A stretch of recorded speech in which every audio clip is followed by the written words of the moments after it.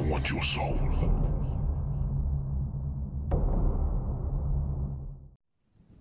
We're almost at the LZ, the chopper pilot said to us. Roger that.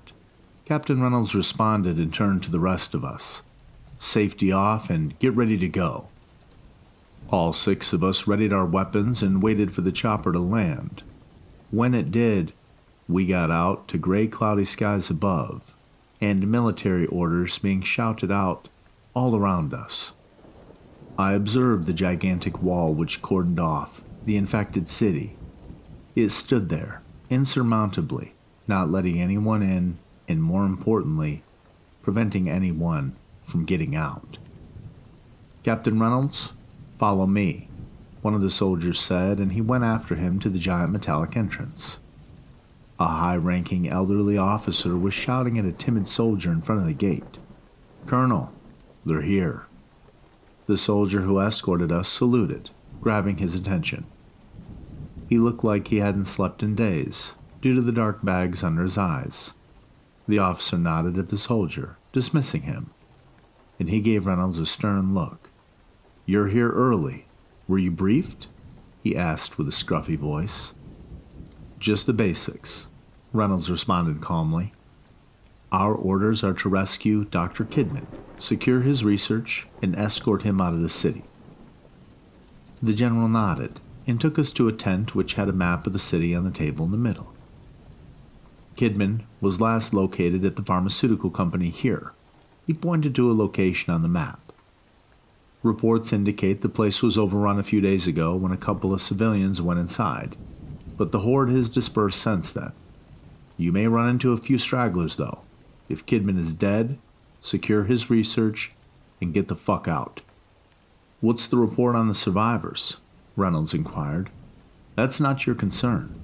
Chances are most survivors are already dead, and those who aren't are infected with T. Gandhi. If you encounter any survivors and deem them a threat to the mission, you need to use lethal force. If they are not in the vicinity to become a direct threat, ignore them and move on. Rescuing Dr. Kidman and securing his data is the top priority. With all due respect, Colonel, we don't answer to you, I interjected, somewhat annoyed. We're not military, and the reason we were sent here in the first place was to fix what your guys couldn't. He then jerked his head to me, but seemed unfazed by my statement. That's enough, Pierce. The captain shot me a stern glance and then turned back to the colonel. What kind of behavior did the people infected with T. Gandhi exhibit? You ever seen a zombie movie? He asked, his gaze still fixated on me before looking back at Reynolds. What do you mean, like rabid behavior? The explosives expert chimed in. The colonel then nodded. Well, they basically tend to attack violently, regardless of the disadvantage they might be in. They mostly come in groups though, so be careful not to draw too much attention since they can swarm you. Another thing you need to keep in mind is they tend to show intelligent behavior, so they might try to act human sometimes before actually engaging. That's why we can't risk rescuing survivors. He looked back at me. Understood, sir. Anything else we should know? Reynolds asked. Nope, that's it. We'll keep in touch via radio. Once you find the dock, radio HQ for evac. Come on already. We're wasting time, goddammit, Daniels, the loudmouth of the team, shouted. Alpha, move out, Reynolds ordered, and the colonel gestured to the gate guards to let us through. One of the 2 soldiers swiped a card on a reader next to the gate and it started opening slowly, as if to give us enough time to change our minds before it was too late. As soon as it opened by a crack, I was able to see a street littered with mutilated dead bodies and bloodstains on the ground. Road ahead's infested with those freaks, so you'll have to go around to reach the dock's location, one of the soldiers said. Reynolds nodded and walked past the threshold. The rest of us followed. As soon as all 6 of us were inside, the gate closed behind us. The noises of the military behind us got muffled, but was still audible, giving a false sense of security. None of us looked back, although I'm sure everyone on the team contemplated whether we had just sealed our own fates or not. Weapons ready, and keep quiet. That means you, Daniels. Yeah, whatever, Daniels mumbled under his breath. The dock shouldn't be far from here. We can take this route, Bert and the team scout said, and as we rounded the corner, all noises from outside the city died down, leaving us with a deafening silence. The number of corpses on the streets decreased in comparison to the front of the gate, but it was still a gruesome sight for our eyes. "Holy shit, look at this mess," Daniel said quietly. "This parasite the government's been experimenting on is quite something, huh?" "Well, let's not stick around and end up like them," I responded, shooting a glance at a young woman who had her entrails hanging out of her belly. "Let's find the doctor and get out." "What's so special about this doctor?" Jackson, the team's quietest member, asked. "Well, he's got a cure for all this, supposedly. If we find him, some of these people can still be saved. And in case the infection spreads, he'll be able to stop it." Wait a minute, you hear that?" Lincoln interrupted and the whole team stopped. There was a distant, high-pitched scream, followed by regurgitating sounds. Came from over there, and he pointed to the east. "Let's turn here just to be sure then." Reynolds pointed to the adjacent street and we followed him. We walked for a few minutes in silence, listening as the screams intermittently permeated the air all around us, always distant but close enough to put us on edge. "Hey, you guys see that?" Daniels looked across the street into an antique shop with a broken glass. There was a little girl standing in the shop, staring at us, motionless. "We need to help her," he said, striding towards the girl, ignoring the captain's orders to get back. We quickly followed, trying to stop him, but he was already inside the shop, kneeling in front of the little girl. She was staring at him with a blank expression, not responding to whatever he was trying to communicate with her. The rest of us pointed our guns as a precaution. Whoa, put the guns down, guys, what the fuck?" He turned to us, raising his hands. "Daniels, you get the fuck away from that girl," Reynolds ordered. "She's just a little girl, Captain, she's not going to do us any—" Before he finished the sentence, the little girl's blank expression turned into one of pure anger, and she lunged at him, knocking him on his back. There were a few seconds of wrestling, Daniels holding her at bay while she flailed her arms and legs, spitting and screaming. Burton used the butt of his weapon to knock the girl out, instantly muting her screams. "Jesus!" Daniels then shoved her off himself and stood up, backing away. Burton approached the girl and leaned in to make sure she was unconscious. He then turned back to Daniels and said, "What the fuck are you thinking, man? This is exactly what HQ told us to avoid, you moron. We just left the gate." Everyone stared at Daniels, who held his head down. In retrospect, we should have been a lot more cautious, because the next moment, there was a loud thumping sound, and when we all looked at Burton, he had a large glass shard sticking out of his neck. He grabbed at the shard and pulled it out, making blood spurt out of his neck, and then fell down, knocking over the few remaining antiques from the shelves. The little girl stood over his body, staring down at him with bemusement. Reynolds fired a few shots at her, instantly making her fall limply, and then he ran to Burton, who was coughing up blood and gasping for air. "Burton, stay with me," he shouted in panic, pressing down on his bleeding neck. After just 1 second, his gloves were soaked in Burton's blood, and the pool that formed around him on the floor kept growing bigger. Burton stopped coughing and went completely still, his eyes open in shock. The captain stood there motionless for a while, and then stood up and strode to Daniels, grabbing him by the collar and pushing him against the wall. The rest of us were about to intervene when the radio crackled to life, and a voice resounded on the other end. "Alpha, they're on to you. You have a horde inbound from the north." Just then, the air was filled with the most horrifying, blood-curdling screams I'd ever heard in my life. "Let's move," Reynolds shouted, as the sounds of violent screams that were distant just before drew closer by the second. We ran outside, leaving Burton's body behind, and as soon as we set foot on the street again, the screams became even louder and more rabid. A few people sprinted in our direction, flailing their arms aggressively. They had bloodshot eyes and the same look of pure hatred which the little girl had. Some of them had blood on their clothes, and I was certain that it wasn't theirs. We fired a few shots and stopped them in their tracks, but just then, a big group of them appeared right around the corner. There must have been at least 100 of them, all sprinting at us with such visible hate in their eyes that I knew they couldn't wait to get their hands on us to rip us apart. "Move your fucking asses, Alpha," Reynolds shouted between shots, and we started to retreat down the street. More of the freaks intercepted our path, so we turned left into an alley and ran for it, shooting the occasional zombie that would be in our way. The horde was right at our heels, which I heard from the snarling and shrieking behind. Some of them were shouting something, but I couldn't make out what they were saying. "There!" Bracken then pointed to a school at the end of the street, and we started sprinting towards it in unison. The doors were opened and we jumped inside. I turned around and fired a few shots at the horde, making a few of them tumble down and the ones behind them stumble over the dead ones and lose balance. "Close the door, now!" I shouted while the others shut the door, holding it as firmly as they could with their backs. Daniels tossed a metal pipe to them and they barred the door with it, backing away just in time for the horde behind us to bump into the door, making it rattle violently. For a second, I thought it would give way at the hinges, so I held my gun at the ready, as did the others. But after a few failed attempts at breaking in, the violent crashing turned to simple banging on the door, after which that stopped completely as well, and we were left with only the sound of our heavy breathing. We breathed a sigh of relief, but only for a second. The sound of something loud crashing on the ground came from the floor above, followed by a set of frantic footsteps, echoing from one end to the other, and then stopping entirely. "All right, here's what we're going to do. We go back to the entrance of the school. It'll lead us right where we're supposed to go," Reynolds said, pointing his gun at the ominously dark hallway in front of us.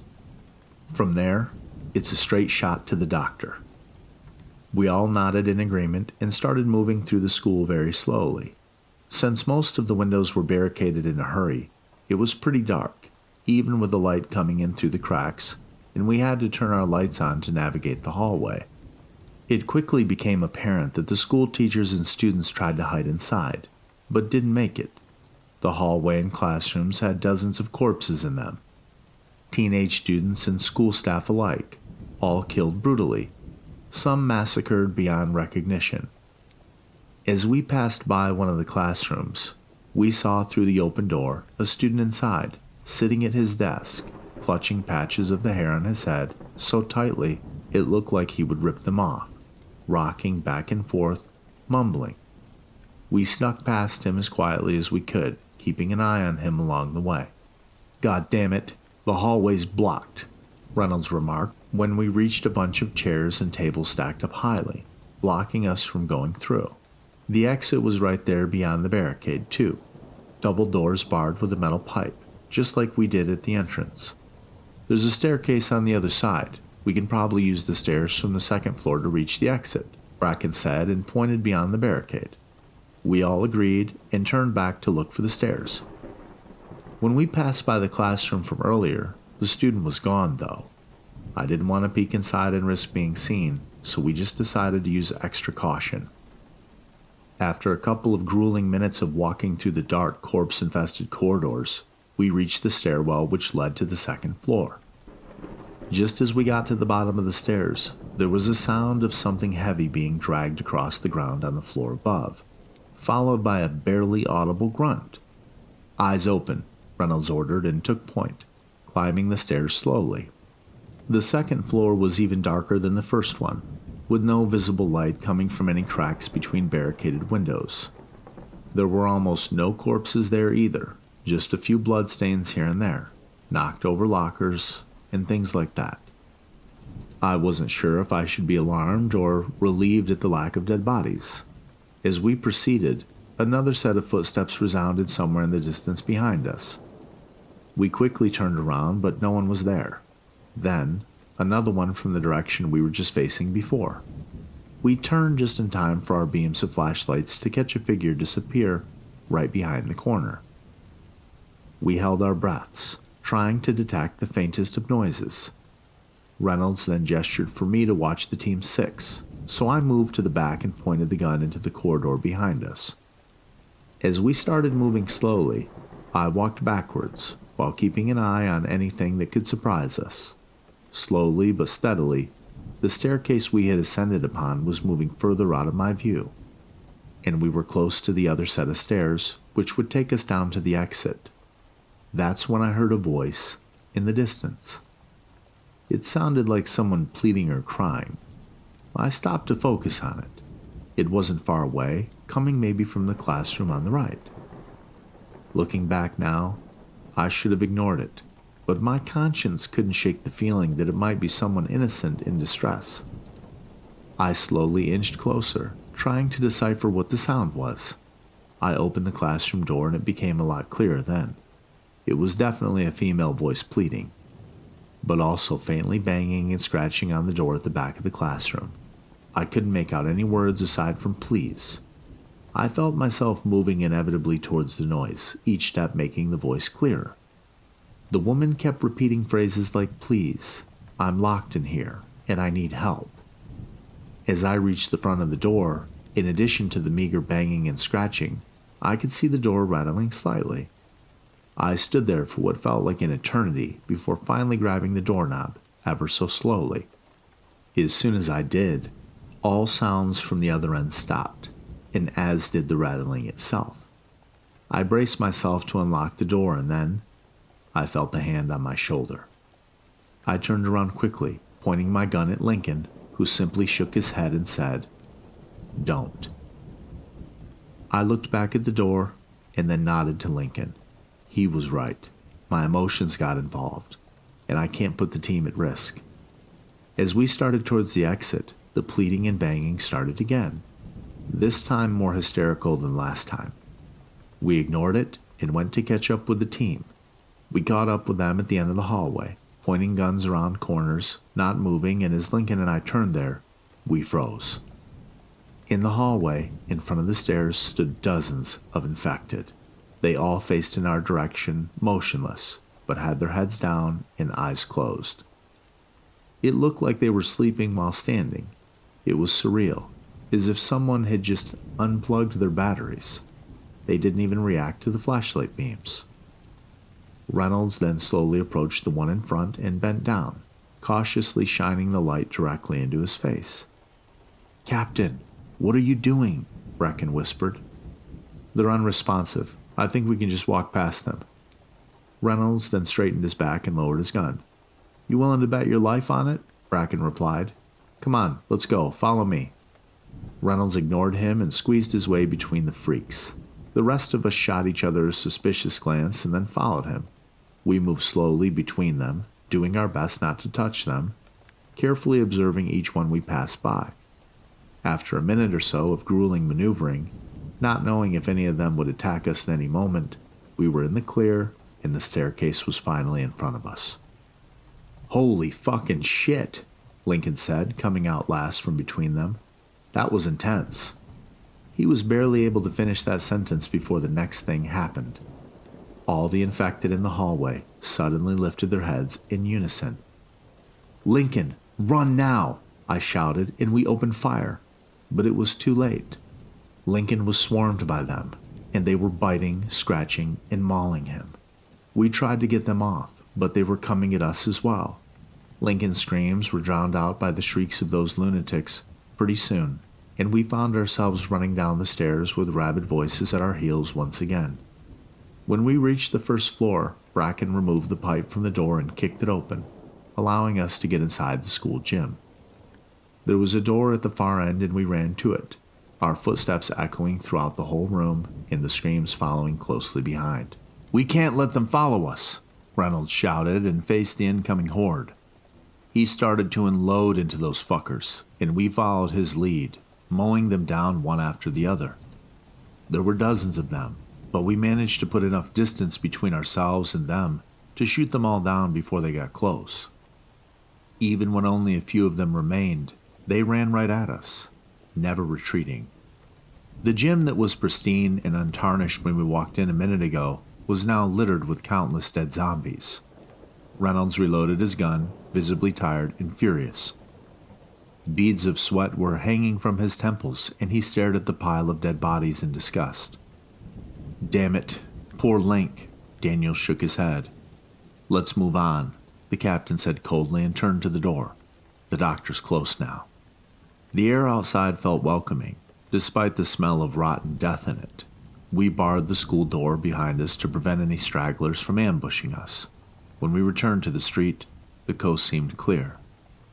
There were dead people everywhere, crash signs, cars, and broken objects, but nothing was moving. Alpha, give me a sit rep, the radio voice sounded.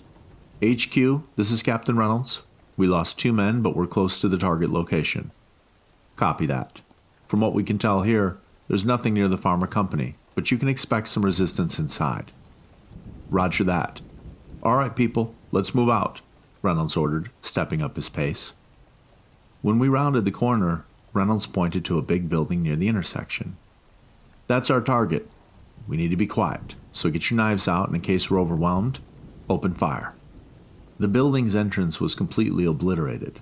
Glass shards, which were once part of the entrance door, littered the floor of both the interior and exterior of the company. As soon as we stepped on the glass and made a crunching sound, a very short but violent gasp was heard from inside. Then, frantic uneven footsteps got louder by the second, until one lady showed up in front of us. She had blood around her mouth and bloodshot eyes. She stared at us, snarling and hissing.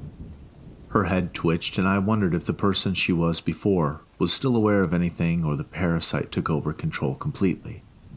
Reynolds stepped forward, clutching the handle of his knife firmly. Come on, bitch, he taunted the lady. That was more than enough for her, because she screamed and ran to the captain, but he stopped her by grabbing her by the neck. She flailed her arms, trying to reach him, still having a bloodthirsty expression on her face. Reynolds held her like that for a few seconds, and then with a swift move, stuck the knife into the woman's eye. She immediately went limp and fell to the floor. The rest of us secured all other entrances and waited to see if the woman's screams attracted more of them. No one came, so we were safe for the time being. Reynolds picked up his knife and used the radio. HQ, we're in. Copy that, Reynolds. Dr. Kidman and his research should be in the lab on the 4th floor. HQ responded. We proceeded through the ransacked facility. It was surprisingly empty. A few dead scientists here and there, garbage bins and vending machines knocked over, but nothing else in particular. When we finally reached the 4th floor, we followed the signs to the lab section. The laboratory had glass walls, which I assumed were heavy-duty and not easily breakable. The inside of the lab itself looked like a mess, with various broken vials and spilled liquids on the floors. From what I could tell, no one was inside. There was a vending machine on the inside leaning against the door as a barricade. Anybody see anything? Reynolds asked. Nothing. The doc could have left by now, or died, I said. Let's check the lab. Daniels, let's go. Reynolds gestured to the team member.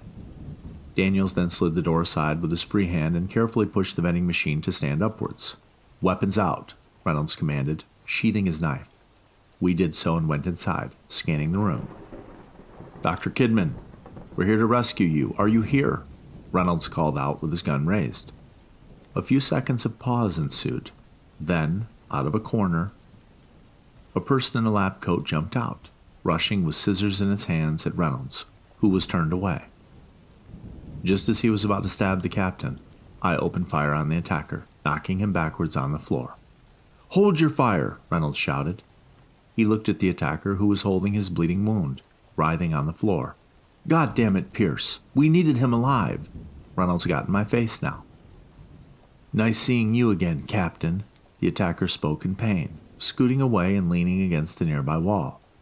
The government sent you to salvage what they fucked up? Captain, you know him? I asked. Reynolds then turned to the doctor. Kidman, I was hoping you'd be more reasonable. Give us what we came for and we'll provide you with first aid. The doctor chuckled, but his expression quickly turned into agony.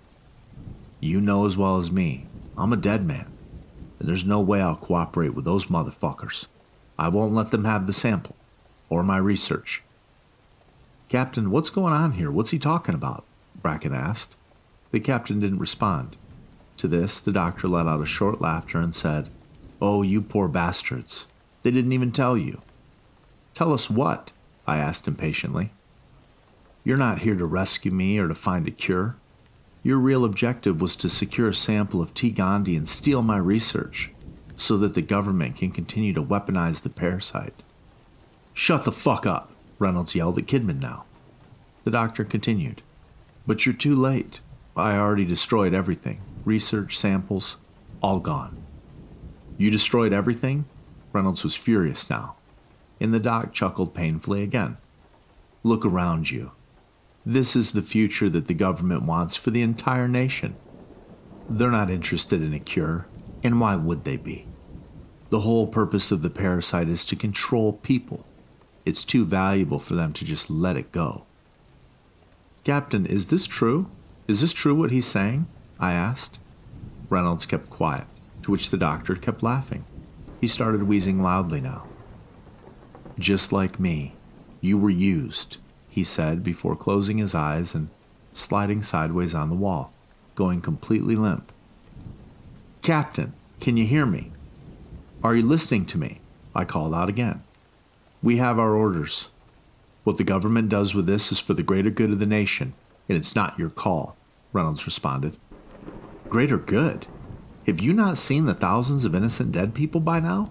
Women, children. How is this for the greater good? I'm not going to argue with you, Pierce. You can follow your orders or you can die here. Your choice. By this moment, white-hot rage was boiling inside me, and I pointed my gun at the captain, which he did right back. Nah, I can't allow you to do this, Captain, I said, my hand shaking. I'm warning you, Pierce. You need to stand the fuck down now, he said, looking impatient, but he was in control of his emotions, I could tell. We had a stare-off for what felt like hours. I expected the captain to simply shoot me, since to him the mission always came first. I had completely even forgotten about my teammates, and then another gun was pointed at the side of Reynolds' head. You need to drop that weapon, Captain, Bracken said. Daniels went to the other side and pointed his own gun. Reynolds eyed each of us, as if he was weighing his options. Don't do it, I said, when I saw the indecisiveness in his eyes. He stared at me, his weapon gripped harder than before, veins bulging on his temple. And then he just lowered the gun, allowing Bracken to confiscate it. The radio then crackled to life. Alpha, what's going on over there? Reynolds stared at me coldly and said, If we don't secure the sample, there's no evac. Let's find a sample and go home. Alpha, please respond, HQ said again. I ripped the radio away from Reynolds and threw it onto the ground, stomping on it. You stupid motherfucker. Reynolds shook his head.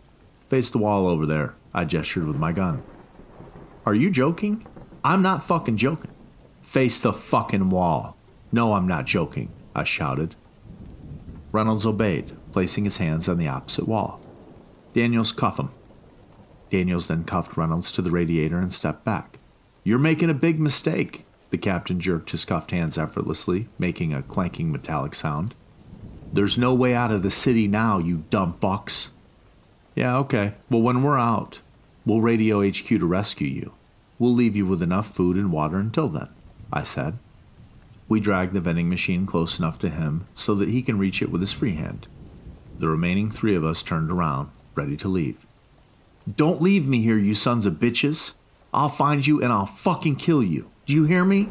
I will fucking kill each one of you. Reynolds was screaming now. We ignored him and waltzed out of the building, while his cursing and yelling followed behind. All right, man, so what the fuck are we going to do now? Bracken asked, stepping into the rain and turning to us. Well, there's got to be a way out of here somewhere, a place they're not observing, I responded, but not really believing my own words. Just then, a voice came over the radio, but this time, it wasn't HQ. This is Adrian Taylor's. I'm in the clock tower and I have survivors with me. We'll be leaving the city in 4 hours. If anyone's alive out there, get to the tower ASAP. I repeat, we'll be leaving in a few hours. After that, you're on your own. We listened to the voice over the radio carefully, hanging on every word. Well, goddamn, this couldn't have come at a better fucking time, Daniels grinned. Well, hold on a second, this might be a trap. Bracken shook his head. Well, trap or not, we really have no choice, you two. I then leaned into my radio. Adrian, do you copy? No response. Adrian, do you copy? I repeated. Maybe it's a one-way radio, Daniel shrugged. Well, either way, let's go check it out. It's either that, or we die in the city. HQ ain't coming to get us. The drizzle outside quickly turned into a downpour, which worked to our advantage, since we could move faster without alerting the infected to our presence. The clock tower was on the other side of the town, so we had a long way to go. Night fell soon, and the rain showed no signs of subsiding, but we pushed on. There were a few stragglers here and there, but they were either wandering the streets aimlessly or just standing and twitching. We were able to get past them without being noticed, so the only problem we encountered up until then was when we reached the main street leading to the clock tower. We were on an elevation above the street and were able to overlook our path to the tower. The clock tower rose high from the distance. Its giant handles stopped on 9 hours and 25 minutes. The road between us and the tower was littered with hundreds of zombies just standing there, with no particular reason. And the radio sounded again. This is Adrian. We're at the clock tower, and we will be leaving in 3 hours. If anybody's alive out there, try to make it here before then.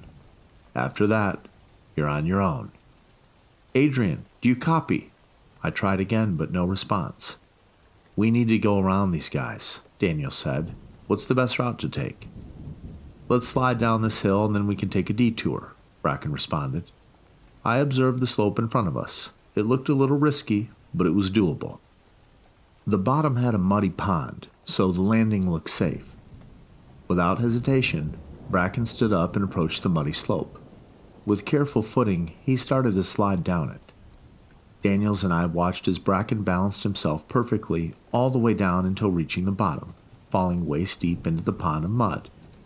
He then gestured for us to follow. You go first, I told Daniels, and he slid down a little less graciously than Bracken, but still reached the bottom safely. Then it was my turn. I took position on the slippery slope and slid down, gaining speed as I went further. Then I fell into the muddy pond, managing not to dive under. All right, I started and then stopped. I felt something grip my boot in the pond, and before I even had a chance to shake it off, a figure jumped out of the mud and tackled me, causing the both of us to fall into the mud. Before we dove under, I saw a hairless face with a mouth open and bloodshot eyes, trying to produce a dry screech. I felt the dirty water filling my mouth and bony fingers being wrapped around my throat. And then just as quickly as the fingers grabbed me, they went loose and I jolted up, spitting mud. I wiped my eyes just in time to see Bracken pulling his knife out of the skull of the assailant. Move, Pierce! He yanked me up, wiping the mud off his own face. Daniels was already across the street behind a house, out of sight of the horde and waving for us to get our asses there right away. We looked at the horde and saw one zombie staring suspiciously in our direction, so we bolted out of the mud and joined Daniels. The zombie then approached the pond of mud where we just were before, sniffed, hissed, and looked around, and then turned and left. I spit the remaining mud which was in my mouth and cursed. That was way too fucking close, Bracken scoffed. We took a detour which was relatively safe, save from a handful of zombies here and there which we managed to sneak past. After about 20 minutes or so, we had finally emerged from an alleyway and reached the clock tower. There was a massive wooden door at the bottom, with a couple of zombies walking around. The three of us then split up and took care of the zombies with knives before they could hear us or see us. I knocked on the door loudly. No response, so I knocked again. Hey, we heard your broadcast, Daniel shouted. We're just looking for a way out. We waited some more, with only the sound of rain accompanying us, and then the sound of the door unlocking came from the other side. The door opened a crack and a teenager stood there, timidly observing us behind the door. Hey, we're not going to hurt you. We heard your broadcast, and we're looking for a way out. He didn't respond to me, but instead looked at my teammates. We're not the government, kid, I said, suddenly realizing armed soldiers didn't really make a good first impression. The boy hesitated for a few seconds before swinging the door wide open and motioning for us with his head to come inside. All right, get on in." He shut the door, muffling the rain outside. The place inside was ransacked, and the salvaged items were used for a barricade on the windows. Inside were 2 more teenagers, a boy and a girl. "I'm Adrian," the boy who let us in introduced himself. "This is Clara and Tom. Hey, can you put those guns down? You're making me nervous." "Adrian, we heard you over the radio. You said you were leaving the city? You know the borders are guarded, right?" "We do," Clara nodded. "Adrian has a friend who's going to pick us up with a chopper." "A chopper?" Daniels frowned. "That's a rich friend you got there." "Well, yeah, I guess you could say that," Adrian said. "We need to be on the rooftop of a nearby building soon. Having connections is pretty useful, huh? The city's surrounded by military, dude. The chopper won't be able to enter the city, not to mention getting out." I shook my head. "My guy is the military. Relax, it's all good. We'll be out of here in no time," Adrian said and smiled. I sighed, suspicious of the whole situation. How is it that a guy who's no older than 18 had connections with someone who pilots a chopper in the army and is able to get them out of a quarantine zone? But I decided to go along since we had no other options right now. "So, how long until your guy gets here?" Bracken said and sat on a nearby bench. "Well, he'll radio us when he's close. Shouldn't be long now." We spent the next couple of hours waiting, talking to each other and trying to make the time go by faster.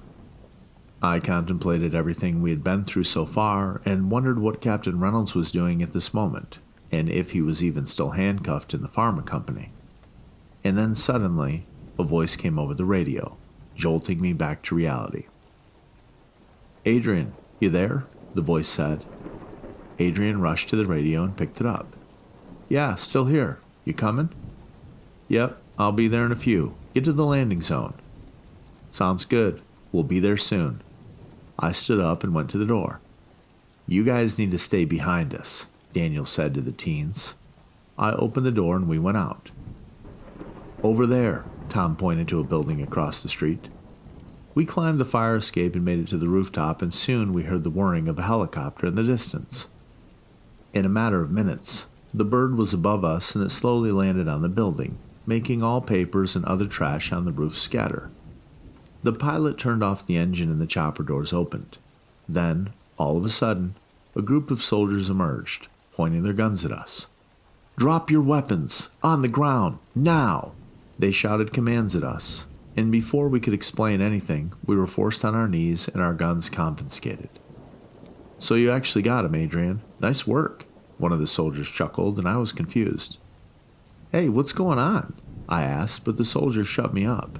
Just then, another soldier stepped out of the chopper, stretching his back and cracking his neck. And it was Captain Reynolds. "Captain?" Daniels tried to stand up, but was knocked down by a soldier. "Surprise, assholes," he said, focusing on me now. "Told you I'd find you." Adrian then interjected.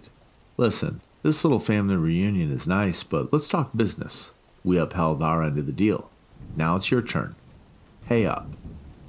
Yeah, sure. Give them their reward," Reynolds responded. The soldiers then raised their guns and shot them. There was a loud scream and a "please God no" before it was silenced forever. "Fucking brats. Those little motherfuckers always got their hand out. They need to do what they're told." Reynolds then shook his head and continued. "So, thought you'd just leave me behind and abandon the mission, huh? Well, no matter. We managed to secure one sample the doctor didn't destroy, so the mission is accomplished. But we just can't let you go home. Oh, no. Not after what you pulled at the pharma company. So, let's see which one of you pricks will be lucky. If it were up to me, I'd kill you all right here, right now. But HQ apparently has other plans." He then pulled out a device that looked like a scanner and pointed it at me, pressing a button on it. It started producing a synchronized beeping sound. "This device will tell us if any of you are infected." He held the device trained on me for what seemed like forever, and my heart felt like it would jump out of my chest in anticipation of what was going to happen. And then the scanner started to beep violently, and a red light on the front started glowing. Reynolds lowered it and smiled. Well then, looks like we've got ourselves an infected one, don't we? I stared at the captain in disbelief. How could I be infected? How did I contract the parasite? No, that can't be right. I shook my head. I'm not infected. Okay, well let's check it again then. Reynolds pointed the scanning device at me and again pressed the button. The beeping started after just a few seconds, and the red light turned on, and the beeping became even more violent. Nope, it looks like you're still infected to me, and Reynolds shrugged. He then approached Bracken and scanned him. Just like with me, the device turned red. Reynolds then approached Daniels and scanned him as well, and after a few seconds of beeping, the light turned green and the beeping stopped. Well, lucky you, Daniels. You never did like to get your hands dirty, did you fucking pussy? Daniels sighed in relief and then glanced at us with a look of guilt on his face. Before I could fully comprehend what he was thinking, Reynolds pulled his gun out and blew Daniels' head off.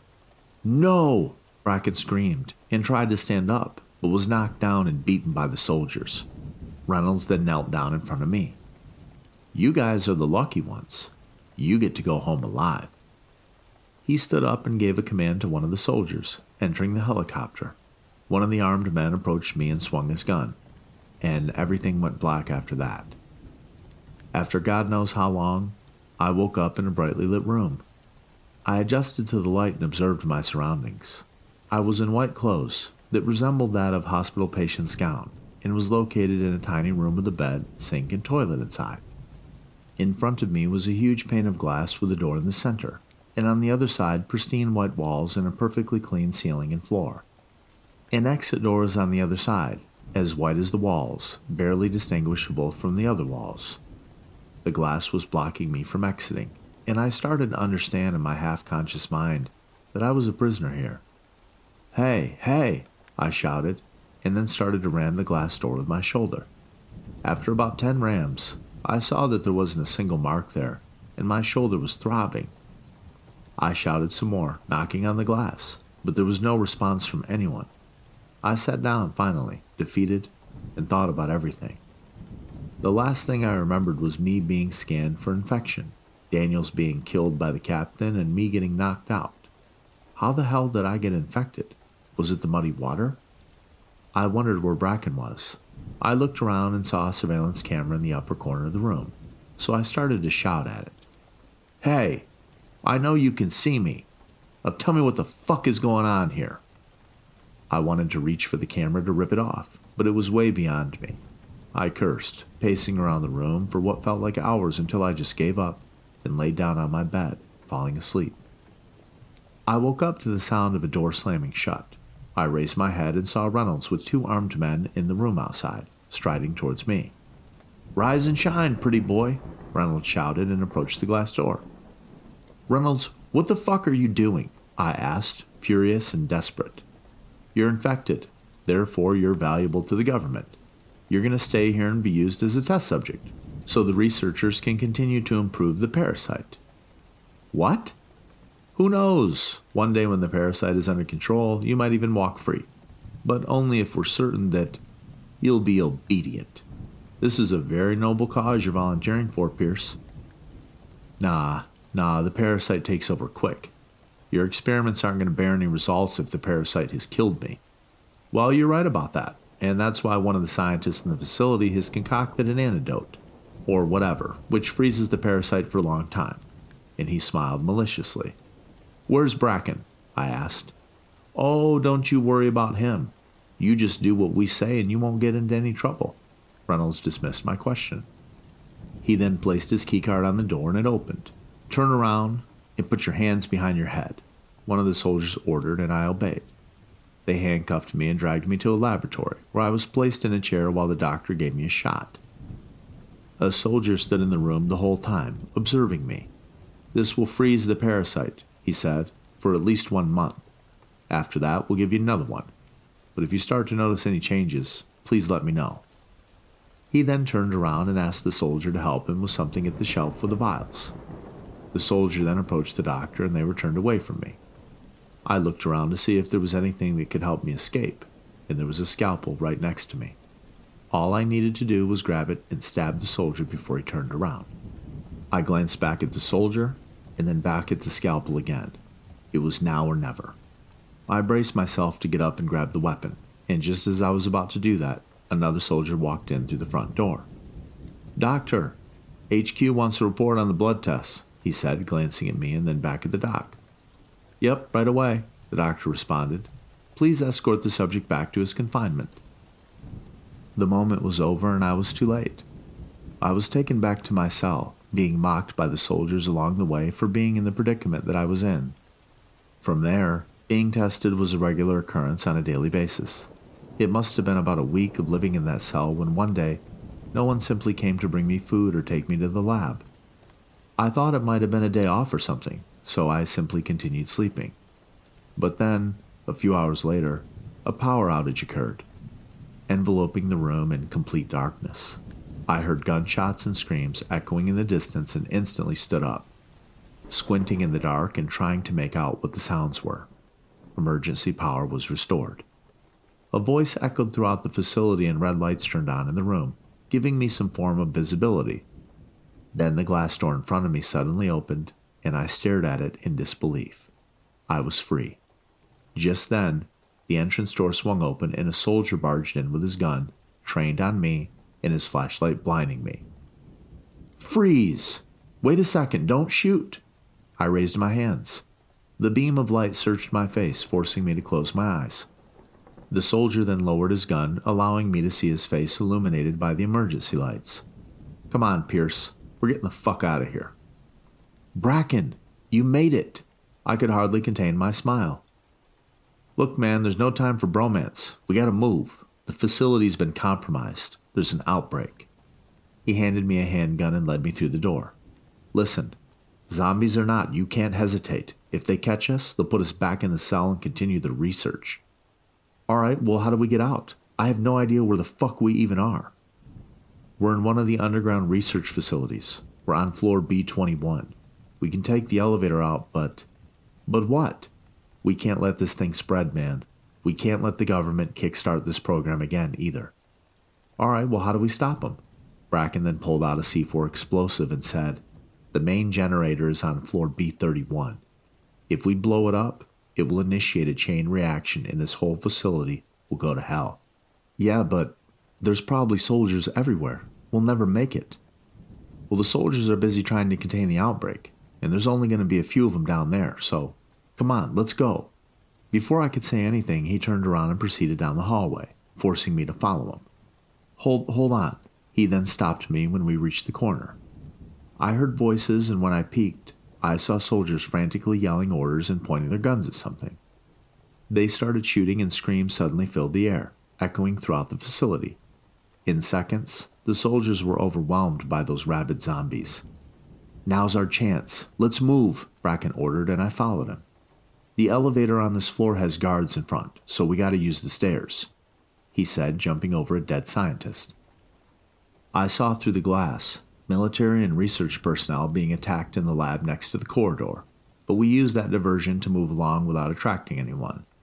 Soon, we got to a fire escape and entered a flight of stairs leading both up and down. When I looked down, I couldn't see the bottom due to the dark, and the fact that the stairs stretched way down. As we descended down the stairs, I suddenly felt dizzy, and my legs became heavy as if they were made of lead. My stomach burned, like someone stuck a fire poker in it.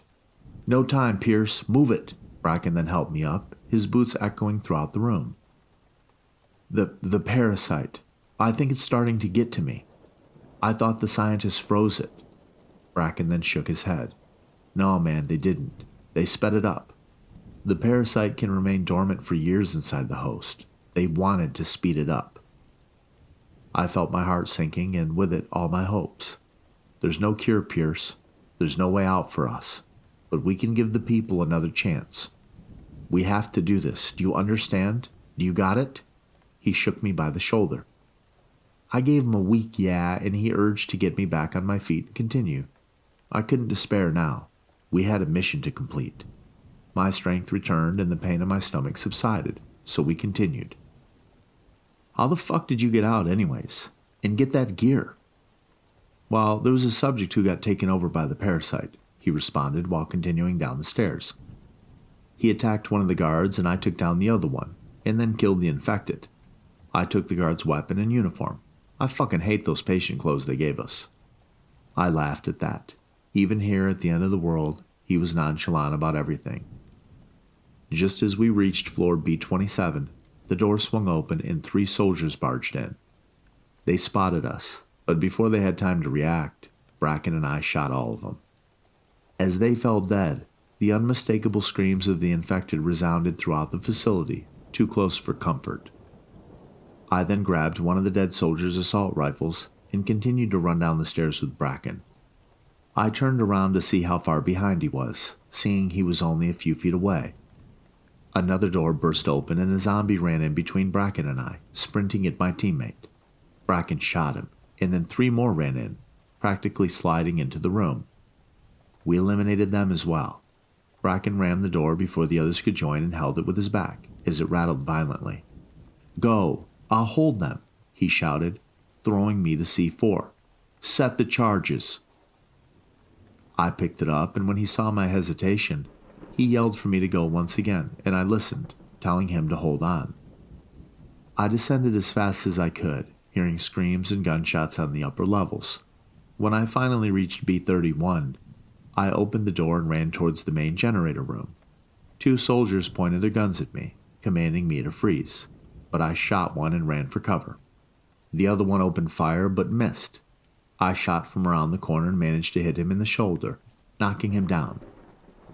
I then ran to him quickly, kicking his gun away from him and shot him in the face as he begged me for his life. The main generator room was much larger than I expected, and the generator itself occupied most of the space. I secured the area and pulled out the C4, and I set the timer to 10 minutes and placed it on the generator, from a side where it wasn't so visible. I then ran back outside the room and sprinted across the corridor towards the elevator. Before I could reach it, though, someone jumped on me from behind the corner, tackling me to the ground and making me drop my gun. Not so fast, Pierce, Reynolds shouted, pointing his gun at me. I kicked his shin, knocking him down, and jumped on top of him. As we wrestled on the ground, I punched him, but he managed to knock me off. I got up just in time to see him swing his knife at me, and I dodged it, and then I used the momentum to slam his head into the wall. I grabbed his hand and slammed it against the wall over and over until he finally gave up the knife. As we struggled like that, he managed to wriggle out of my grasp and charge at me, knocking me on my back. He was on top of me now and started punching me violently. "You're not going to stop this, Pierce," he shouted, swinging violently as my face exploded with pain from each punch. He then put his hands around my throat and squeezed. I looked to my left with my darkened vision and saw the knife on the floor. With all my remaining strength, I reached for the knife with the tips of my fingers and swung it with all my might. I felt it connect to something and the captain's weight was off of me. Reynolds pulled the knife out of his shoulder and looked at me with pure anger in his eyes. I turned onto my stomach ready to crawl away, my vision blurry and my breathing painful. In front of me on the floor was the gun I dropped when Reynolds tackled me. I crawled towards it, hearing Reynolds cry while he charged at me again. I grabbed the gun and turned around, and Reynolds was running towards me with the knife raised, and then I pulled the trigger. But nothing happened. I did it again and again, with him drawing ever closer, and just as he was about to bring down the knife on me, 3 loud bangs resounded in the hallway. Reynolds staggered, and his look of anger changed to one of surprise as he dropped the knife and fell to his knees, coughing up blood. I looked to where the shots came from in time to see Bracken limping towards me. "Well done, boys," Reynolds chuckled painfully and looked up at me as I stood up. "You did it, but you're already dead men. You know that, right?" He then fell on his side, clutching the part of his chest where Bracken shot him. "Either way this ends, Reynolds, we stopped it from spreading. That's all that matters. I hope getting killed over nothing was worth it." I stepped around him and called the elevator. "You didn't stop shit." I turned around to face him and he continued, "This thing will spread. Millions are gonna die, and it'll be your fault. I felt more anger boiling up in me, but I controlled myself. Bracken, however, pointed his gun at Reynolds and was completely red in the face. Just then, more screams of those zombies resounded throughout the facility, drawing closer by the second. The elevator door then opened. Bracken, just leave him, man. He's dead either way. Well, he killed Daniels. And I'd do it again, Reynolds laughed. I gotta just say, blowing his brains out like that and silencing his loud mouth forever, priceless. Bracken then seemed even angrier, veins throbbing on his forehead. Bracken, don't do it. It's what he wants. He wants a quick death. He doesn't want to be mauled by them. The air was then filled with those screams, which got louder and louder. My only regret was not being able to kill each one of you that way, Reynolds continued. But that's why I brought you here, so you can continue to serve as playthings for the government until the parasite is ready. And then it can be released again. And you, Bracken, would be the national hero who caused all that, you fucking idiot. He laughed again. Bracken looked like he was going to explode. Do it, Reynolds shouted, while I screamed the opposite. The screams were very close now, and then Bracken just lowered his gun. You're going to die a slow death down here, and I'm going to let those fucking maniacs tear you piece by piece, Bracken said, and then entered the elevator. Sayonara, Captain, I said, and pushed the ground floor button. Dozens of zombies were coming down the hallway in our direction now, and the captain reached out to us with his free hand and said, Pierce, don't leave me like this. Don't let them do this. Just kill me. I watched as the creature started tearing Reynolds apart, and his screams mixing in with that of the zombies before the elevator door closed. Bracken and I were quiet for the duration of the ride, listening to the echoing screams, shots, and moaning. We hoped the elevator would not stop anywhere along the way, and luckily, it didn't. When the door finally opened, we sprinted out through the empty lobby into the dark woods. I helped carry Bracken due to his leg injury, and we ran for what felt like hours, even though in reality, it was just minutes. We stopped to catch our breaths, looking around for any potential dangers.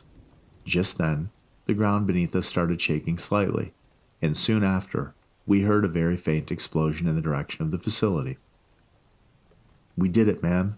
I gave Bracken a pat on the shoulder, exhausted more now than I've been in my whole life. Now let's get out of here before backup arrives. He nodded at me. We managed to escape there and are currently in hiding. I can feel myself changing gradually day by day, and I'm losing control of my body. So I know I don't have much time left. I'll have to end it myself before I'm completely lost to the parasite. I'm okay with that, since we managed to stop the government's experiment from spreading again. At least, that's what I thought. There are more and more reports coming in on the news of people committing acts of violence on other citizens all over the country. There seems to be no connection between any of the attacks, except for one tiny detail that they all share in common. All of the attackers have bloodshot eyes, and they moan, and they scream, and they get very angry. At this point for me, there's nothing else I can do. And that's why at midnight tonight, I'm going to end it. I'm going to kill myself and leave this hell that the government has created.